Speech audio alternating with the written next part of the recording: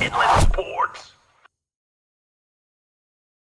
And now join us here on the Inland Sports Show, the quarterback of your Orange Vista Coyotes, coming off a huge win against Liberty. It's quarterback Khalil, Abdul, Aziz.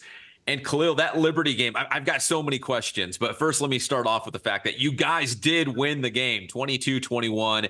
I know it took some late game heroics by you guys to pull off that victory. So looking back at that game, what did you learn about your team? What did you like about your team that you guys found a way to win, even though it didn't look very good for a while?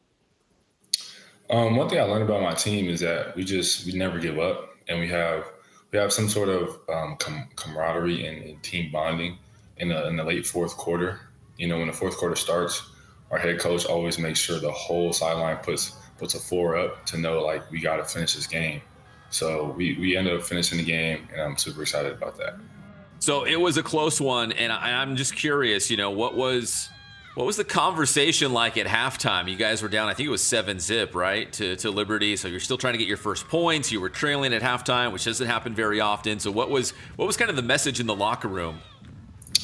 The message was, you know, a couple of our teammates were kind of down, kind of like heads down, just not really in it, and most of the captains were like, guys, just heads up. We're not even playing our best style of football, and we're only losing by 7. We know we can beat this team. We just have to adjust. And playing those certain teams, a little bit of old school team in Liberty, they didn't really show what they play on defense on film. You know, a lot of people play us a little bit differently, so we just had to be fluid and adjust, and that's how we got it done. All right, so Khalil, I'm going to assume obviously the goal is to win 4 straight Ivy League championships, right? You've already won 3 in a row. You've been the quarterback on all these teams. I know you have some big games coming up. Obviously, that Liberty game was a big one, and you got another one coming up this week. I believe against Vista Del Lago. Is that correct? So, I mean, they're always tough. So, I mean, why is it important to you as a 4-year starting quarterback to win 4 straight league titles? Yes, it's very important. We got banners in the gym now. We got 3 in a row, so it's going to be exciting to get another one. But as a team, we got to get better and show that we are proven to do that. All right, so individually, you've got some huge milestones coming up, and there's a very short list of guys in the Inland Empire who have played quarterback, have been 4-year starters, and have got to 10,000 career passing yards. Off the top of my head, I mean, a guy named Jaden Daniels, right, who played at Cajon, obviously. Everyone knows him. Armando Herrera is another guy from Redlands East Valley when they won a state championship. So I know I think you're 433 yards away from 10,000. So it sure looks like you'll get it in the next game or two before the end of the regular season for sure. Do you think about that number at all? I mean, is it something you want to achieve, or is it just kind of come along when you guys are playing well and getting wins?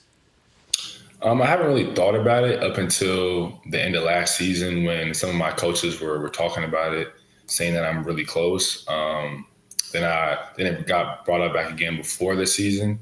And, you know, I've learned not to think about the stats like during the game and everything. Obviously, I think about it. I'm always watching, but during the game, I'm really just focused on getting a win. And that goes to show, and it's proven by last game against Liberty. And I didn't really have a great game throwing the ball. It was probably 153 yards. But at the end of the day, I'm satisfied and happy with the win. I'm not satisfied and happy how we got it, but as long as it's a W, I'm all smiles. Yeah, that was obviously a huge win against Liberty, but I feel like more times than not, if you've got great stats and you've got a lot of passing yards, you guys are probably winning that football game or winning a lot of football games if your stats are looking good. So I think they kind of go hand in hand. I know you're super humble, but I think like with those numbers, if you're passing for 400 yards and you got like 5 touchdown passes, pretty good chance you guys won that football game. But you know what? Going back to Liberty game too, like, you guys found a way to win, even if it was ugly. Like you said, stat wise, you didn't have your best game. You didn't pass for like 1,000 yards, like a 153 or whatever you said. I mean, it wasn't like your best game, but you guys found a way to win. Late touchdowns. The defense made stops when they needed to at the end. Do you think that as the quarterback, does that make you feel kind of good? Like, hey, you know what? I don't have to have the team on my shoulders all the time. Like I can look to my teammates and they're going to make plays too. Yeah, honestly, it makes me feel really good that I can lean on Yeah. some of my captains in the defensive captains and defensive coaches to, okay, I'm not having the best game. Let's motivate my running back. My running back had a great game.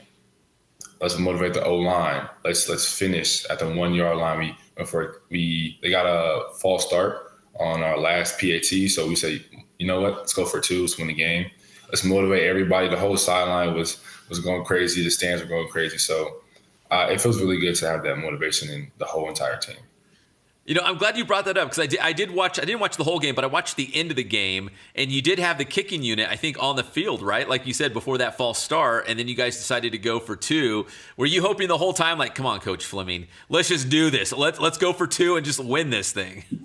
When it happened, usually when we score, I stand right up on the sideline and, cheer on my PAT unit. And when the flag got thrown and they said it was on the defense, half the distance, all that good stuff, all the coaches just looking around for Fleming. Off of my offensive coordinator, they're looking at each other. They look at me for the final decision. I'm like, you already know what I want. Let's go. Let's go win this game. So there wasn't really hesitation for me on my part, but I'm glad we got it. That's awesome. That was, obviously a huge win. Khalil, I also want to ask you, too, about, Orange Vista started 0-3, kind of a slow start, but you played some good teams, right? So how did you guys keep morale up? How did you guys stay locked in, keep morale up, stay upbeat, knowing like, hey, we're a good football team. The wins are going to come. We just got to stay the course and, and stay together. Honestly, it's the experience on the team. We got a lot of guys' experience. We have a good handful of guys that we're still on that team that want to ring.